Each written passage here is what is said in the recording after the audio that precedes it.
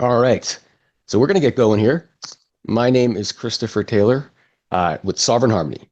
So I appreciate you being here if you are on live. And if you're seeing this on YouTube, feel welcome to watch it in pieces or, put it in double speed because there is a lot of information. So we're not going to skimp on the information in this presentation here. The Saturn Neptune conjunction in Aries, 0 degrees Aries at that. To me, this is the most significant transit that we have in this decade for sure, and even for the next couple of decades. And the reason is every time Saturn and Neptune conjunct each other, it really is the start of a new societal evolution cycle in essence.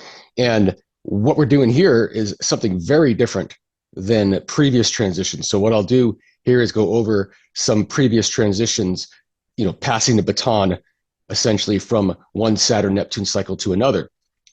And our most recent cycle has been a lot about narrative, a lot about top down government, corporate kind of control, and controlling narratives, et cetera, et cetera. What we're heading into is more of an era of discernment. Okay, and that has a lot to do with my phrase here, my brand, Sovereign Harmony. This is the idea of being totally self-contained, like the saying says. We're not a drop in the ocean; we're the entire ocean contained within one drop. Okay, and that's really the philosophy that I kind of work with when I use astrology, etc. Okay, and this is a free webinar, so if you're on the webinar, totally free, no obligation or anything. If you do feel like you learned something here, like you got some really valuable information, something you'd want to share with other people, I do have my Venmo and my PayPal here, so that is something that you can do if you want. If you wanted to donate something, but do it because you really feel like you got something out of this. Not out of any obligation for sure, because I enjoy doing this as it is. So it doesn't really matter to me either way. So why don't we dive on in then? So Saturn conjunct Neptune. When is it? The 1 degree orb, not necessarily the exact conjunction, will initiate this summer. Okay, so from about June 9th to August 23rd, that's pretty much the entire summer. They will be within 1 degree of each other. They will not form an exact conjunction. The only time they will form an exact conjunction will be next February, the 20th. Okay, and that will be in the 1 degree orb for basically most of February into March. But February 20th will be that exact conjunction. That's when we're really resetting things essentially, and that is at 0 degrees Aries. Very powerful point. Beginning of the zodiac. It's like a clean slate in a lot of ways. Okay, and because it's in Aries, a lot of the energy here really comes down to us as individuals as far as where it goes from here. And we'll see that the previous two Saturn Neptune conjunctions and the cycles that came with them had a lot to do with outside forces having control. Okay. And so that's a big reason why this is a difference. Just to give you a brief overview, I'm going to go a little deeper into these. Going back two cycles from the current one that we'll start here. That one was a conjunction in Libra. Okay. Libra, sign of relations, sign of balance, etc. That conjunction happened in 1952, and then the next conjunction was in 1989. So 1989 was the conclusion of this cycle and the initiation of the next cycle. Just like we're still in this Capricorn cycle here that will conclude here in the next several months into early 2026.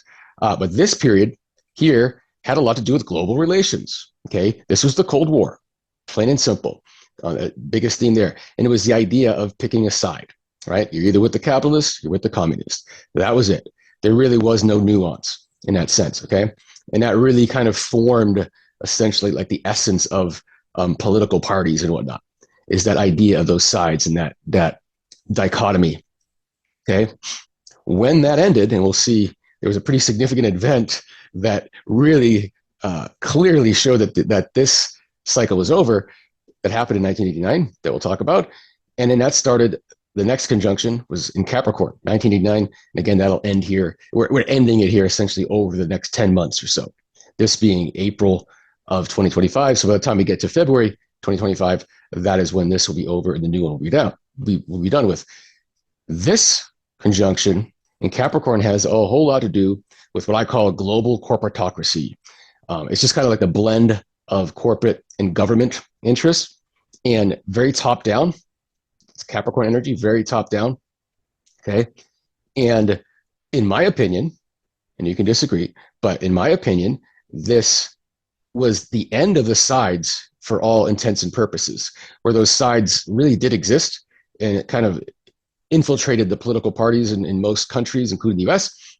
In my opinion, once that Cold War was over, there was no more sides anymore. It was really just top versus down. Okay. And so, like, for example, like in the US, in my opinion, every president that we had, which George Bush Sr. was inaugurated in 89, it was him, then 8 years of Clinton, 8 years of George Jr., and then 8 years of Obama. Okay. And there was supposed to be, if the globalists had their way, it would have been 8 years of Hillary that would have brought us to this point today, pretty much, right up until just a few months ago with the January 2025 election, because she probably would have had 8 years. It didn't work out for them. There was a block in that trajectory for the global corporatocracy, and we're going to talk about that too. Okay.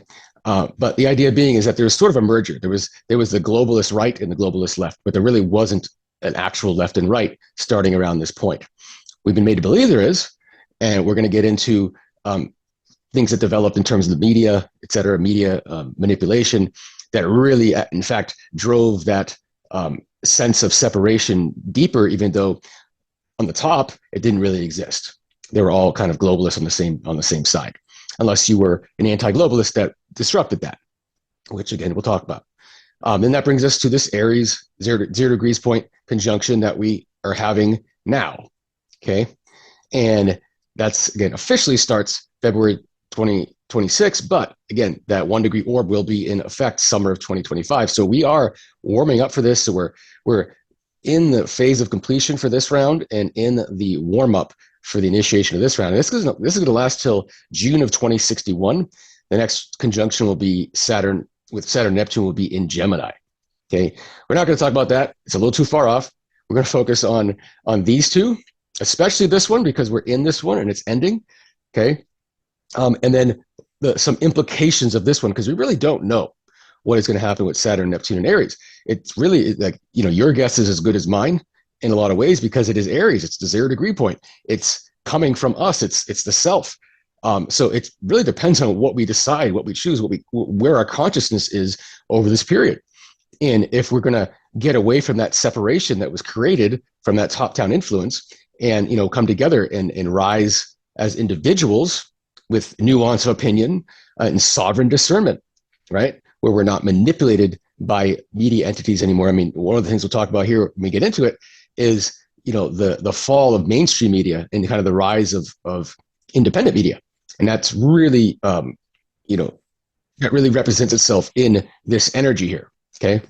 So we're going to see more of that. We're kind of seeing the beginnings of that now, but we're going to see more of that. And so in general, Saturn, Neptune, the cycle itself really has to do with structuring the narrative, like what is our essential societal belief of what is true and what is not true, and also societal evolution, because we have Saturn, a planet associated with society, and then we have an evolutionary planet in Neptune. Okay, so just a little background on me. So this is going to be relevant just because, especially when we talk about the Saturn, Neptune, in Capricorn cycle that we're ending now, and how it plays together with my background in education. So I got my bachelor's degree in meteorology, Plymouth State, New Hampshire. I, always been kind of like a weather geek and whatnot. I decided that the actual profession didn't really appeal to me, even though I still, love weather history. Climate science was a big thing for me back in the late 90s, early 2000s. And so I got a master's in atmospheric science. I even taught global climate at UC Davis to undergrads, which I really enjoyed. And, and I've watched the kind of the evolution of the narrative of climate change over these last 20 to 25 years. And and you're going to see how that really coincides with the globalist interest in this Saturn-Neptune conjunction in Capricorn. Okay, and we'll see how that really fits in. I got another master's degree in environmental science and management. I figured I was going to go in that direction. That's where the world was going. And I even did a thesis on greenhouse gases, actually in both cases, both masters. And in both cases, I realized some things, that are counter to the narratives that we hear today. But anyway, I don't do anything with this on a professional level right now. But it is nice to have in the background because it's going to help me understand some things on a larger scale. This will be me on an astrological level. So if you're into astrology, like you probably are if you're watching this video, there's my birth details. Born in Massachusetts, but I was born actually during a lunar eclipse in Virgo. You can see the Pisces sun about 4 minutes before sunset and about 10 minutes before that eclipsed moon rose in the east, if you were in central Massachusetts from that perspective. And, Pisces, Virgo rising, if you're familiar with Kenny Loggins, he had a song, Even Though We Ain't Got Money. And in the beginning of the third verse, it actually starts with, Pisces Virgo rising is a very good sign, strong and kind, and a little boy is mine. Anyway, so Kenny Loggins wrote a song about me, whether he knows about it or not. But that's kind of like a prime theme in my chart. So balancing the details with the bigger picture, essentially, and that theme accentuates itself with this Mars-Saturn opposition that also goes across from Pisces Virgo. So strong Pisces Virgo axis, and I just have this yod that includes my ruling planet, Mercury. Okay, so there's the eclipse there. There's the ruling planet, Mercury. And so in Aries, I tend to be pretty blunt, to the point. I don't beat around the bush, and I call it like I see it. That's also forming a sextile to Venus. That's part of that yod. Venus in Aquarius, squaring Uranus. And with Uranus in aspect to my sun, moon, and ascendant, yeah, I'm into some weird stuff, like astrology, for example. That's why I'm doing this, but that's kind of underneath, the dark side of the chart, the underside. And so I come across as pretty conventional looking. My ruling planet is in Aries, so I'm conventional masculine looking kind of person, but I'm into that weird stuff down here. I'm the kind of person that can really bridge that gap between weird stuff like astrology and everyday life. And that's kind of what I try to focus like this presentation on. And the way I interpret astrology is very down to earth, very to the point, and not getting too technical with techniques and being too out there for the average person to be able to digest. So even if you're not into astrology, I tend to be someone that attracts people to their very first astrology reading ever, because I seem so normal, etc. So that Uranus speaks differently to that. I am a little bit weird, little different, little eccentric. That Jupiter up there does a similar thing with my sun, moon, and ascendant, and that's in the 11th house. And you're kind of getting a taste of that here in this presentation, where Jupiter in the 11th house, the 11th house is a place where I tend to expand. So if we're talking to groups and whatnot, I did this talk at the San Diego Astrological Society a couple weeks ago, went off really well, and I wanted to make sure that more people could get this information than just people that attended that, because if you weren't geographically near there, it would be possible to do. But anyway, so that's a glimpse at me, and my style is going to be very much looking at the big picture and then diving into the details, and giving exact examples. That Mercury to the moon, it's a quinticelli, 165 degrees. So the combination of that Mercury in Aries, moon in Virgo, there's a lot of exactness, preciseness. I like solid information that can be shown and proven, etc. And this is where that Saturn-Neptune is going to land in my chart, 7th house. We'll see how that plays out. Not sure exactly, but the next 10 months will probably give me a pretty good clue. Anyway, so what structured narratives or in societal evolution were associated with the previous Saturn-Neptune cycles? Like I said, I'll go over some previous cycles. So we're going to go back to that one that started in 1952. That was a conjunction in Libra. Okay, we'll talk about, we're going to just briefly move through this cycle because I just want to show, establish how this works. So there's the initial conjunction. There is the waxing square in the early 60s, the opposition, this is the culmination phase in the early 70s, and then the waning square around the time I was born. I was born in 79, right there. And then obviously the end of that cycle was again in 1989. Okay. And so what happened in the conjunction phase, that it was in 1 degree orb from 1952 to August of 1953. So for almost a year there. And I think the main thing that really happened there was in March of 1953, so right in the middle of this, Stalin died. Okay. And if you remember from history, Stalin and the Soviet Union were allies to the US and Great Britain in World War II.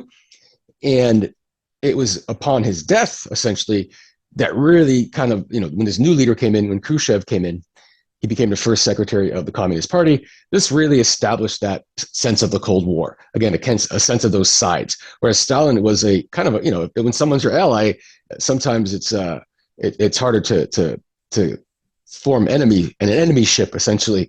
But Khrushchev had no such loyalties, right? And so this is really, in essence, when the Cold War started. And so the idea was that we were going to peacefully coexist between the East and West. May the best, form of governance win.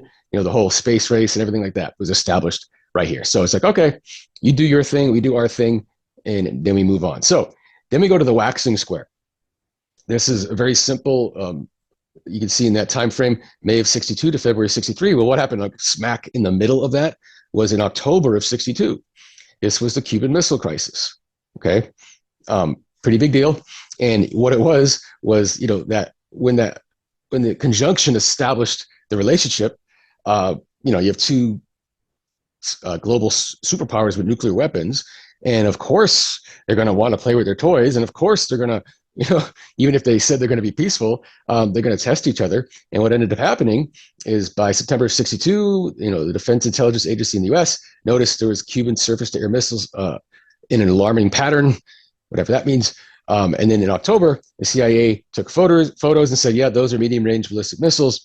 And then by October 27th, Kennedy secretly agreed to remove our bombs from Italy and Turkey, which they probably shouldn't have been there anyway in the first place. But, again, when you have toys, you play with your toys.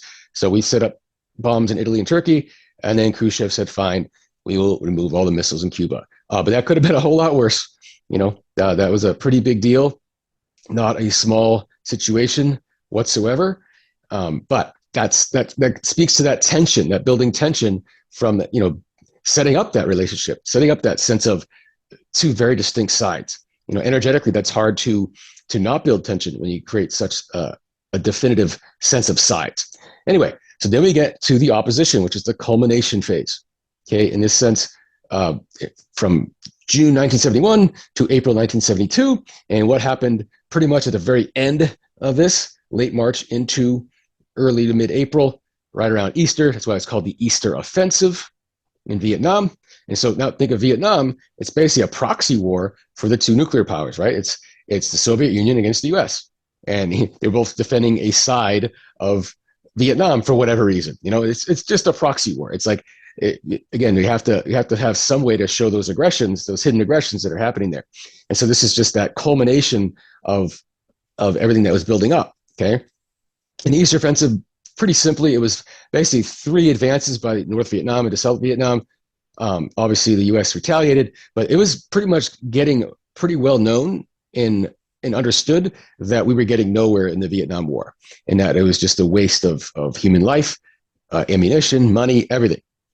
We weren't getting anywhere. We weren't going to make any progress, and so it was a culmination of this idea of having to accept that we can respect each other's differences, but maybe we shouldn't be fighting a proxy war over it. And then finally, we get to the waning square, and from September of 79 to July of 1980, and right in the middle of that, we had this anti-American demonstration that was outside the embassy at Tehran, Iran, and there was hostages and everything. In April of 1980, the rescue forces attempted to make a rescue, but they had to turn back. It was called off. But then eventually, once Reagan got in 81, they immediately released the hostages. And but the idea is this is also having a lot to do with the Cold War. Iran, again, another proxy place where both the Soviet Union and the U.S. had interests. And so, this is pretty obviously something that was probably stirred up by the Soviet Union against the anti-American demonstration, essentially. And so that led to the hostages, etc. Then this all came to a close in 1989. Right? There's the people on the Berlin Wall in Germany. There's Margaret Thatcher. And just to remind us of the history of this, in September of 89, Margaret Thatcher was basically, pleading with Gorbachev, the president of the Soviet Union, not to let the Berlin Wall fall. But November 9th, the Berlin Wall did fall. That's when it began falling. And notice what happens, because this is going to really help us understand the transition between this cycle and the cycle that we are on now, that's ending now, the one that started in 89. Because the day before the Berlin Wall started falling, it's like she was about to pass the baton of the Cold War, which is going to be no longer this thing, this like way of keeping people under control, and this global threat, essentially, right? The global threat of nuclear annihilation. If that goes away, well, how are we going to keep people under control? And so almost immediately, from a globalist perspective, again, because that's exactly what the theme is of this conjunction in Capricorn that happened right around here, is the idea that we need another danger, another danger. And so what she said was, while the conventional political dangers, the threat of global annihilation, the fact of regional war appear to be receding, again, what do we do with our war going away? We have all recently become aware of another insidious danger. It is the prospect of irretrievable damage to the atmosphere, to the oceans, to the earth itself. And like you saw with my background, I mean, as a meteorology major, I worked in climate science and I did environmental science and management. So I do have an understanding of how those things work from the bottom up, but also how the top down can utilize that to their advantage, et cetera. Okay. And we're going to see how that plays out. Okay. So my question, kind of the theme of the major theme of this, before we start talking about, what the prospects are for Saturn Neptune in Aries and what that's going to mean from here in the coming decades, is the climate change narrative the Berlin Wall, essentially, of the current Saturn Neptune cycle. Okay, so the Berlin Wall was really the symbol of the Cold War, and that was the whole theme of that previous cycle. And in a lot of ways, the narrative of climate change, which is basically the idea that we are annihilating ourselves, right? Just like the nuclear war could have annihilated us, right? And blaming it on specifically carbon dioxide emissions, and the idea that if we can control that, well, then we can protect the climate, right? And what this does is it kind of conflates together the idea of climate and environmentalism. Environmentalism, which includes things like pollution and habitats and things, very real, usually attacked from the bottom up, grassroots, and it makes its way up to congressional levels and things like that, and to holding corporations accountable and whatnot. Whereas this climate change and the idea of carbon dioxide emissions specifically really is a top-down control, and we're gonna see how that works as we move through this. And it's really not an environmental issue so much as it is more of a concept that we're supposed to not distinguish from environmentalism, when in reality we can't control the climate so much. I mean, in that sense, we're going to see here. So before we get into that, because what I'm going to do is try to show high value information for the most part. Okay, I mean, if it's my opinion, I'll say it's my opinion, but I'm going to show high value information that just kind of tells us what is, and to distinguish that from low value information. Okay, low value information is essentially what you see when you see headlines, right? Nothing to back it up. We don't know what it's designed to control your emotions and your thoughts about things. It's really not designed to inform. And so, like, for example, this just happened earlier this month when the tariffs went into play, and nobody knows what the stock market is going to do, right? But CNN seemed to be pretty clear on what it was going to do. And if you turn on any of the, national news networks, it was basically, this is the end of the world. Stock market's completely crashed. No one's going to have retirement money. It's all over. Here, I mean, this headline isn't really that crazy, but it's just getting to the idea of what was going on that week, following the tariffs and whatnot, was, a lot of fear mongering that the stock market is going to totally crash. Okay. But then we look at the high value information, which is, looking at the stock market, between 2022 to 2023, there was a pretty extended long period of drop off, but then a nice little rise for a while, right? And there it is right there. And what happened in early April after those tariffs? Yeah, pretty big dip. That is a significant dip for sure. But in context, it's still, it went back up pretty significantly after that as well. But even that minimum point, still much higher than anything in 2022 or 2023, or even 2021, right? So in context, was it how bad was it really? And can you really predict that it was going to go in that direction? Like, all the pundits were pretty much convinced that yes, this is the end of the world, end of the stock market. You're all screwed if you have money in the stock market kind of thing. But the context of the high value information kind of puts that low value information to sleep a little bit. Okay. And the problem is we're pretty much trained to accept low value information if it comes from accepted sources, like the news, right? I mean, we're trained from day one, you know, what your parents say is what goes, what teachers say is what goes, what your boss says is what goes. And what the media says is what's true, right? Even though they very seldom use high value information to back up certain claims. And we're also, you know, kind of really trained to ridicule high value information if it's not from accepted sources. So, you know, if someone is not deemed an accepted source, then no matter what the stats say, you know, what the high value information says, which you don't need a source for, you just need your own discernment, right? Because this is where we're headed, right? To this age of discernment. And if with your own discernment, you can see that, yes, this is a drop off, but in context, it's still a lot higher than what we experienced for a good number of years, right? So this is what I introduced that idea, because we're going to go over some stuff as we set the backdrop for this cycle of Saturn-Neptune. So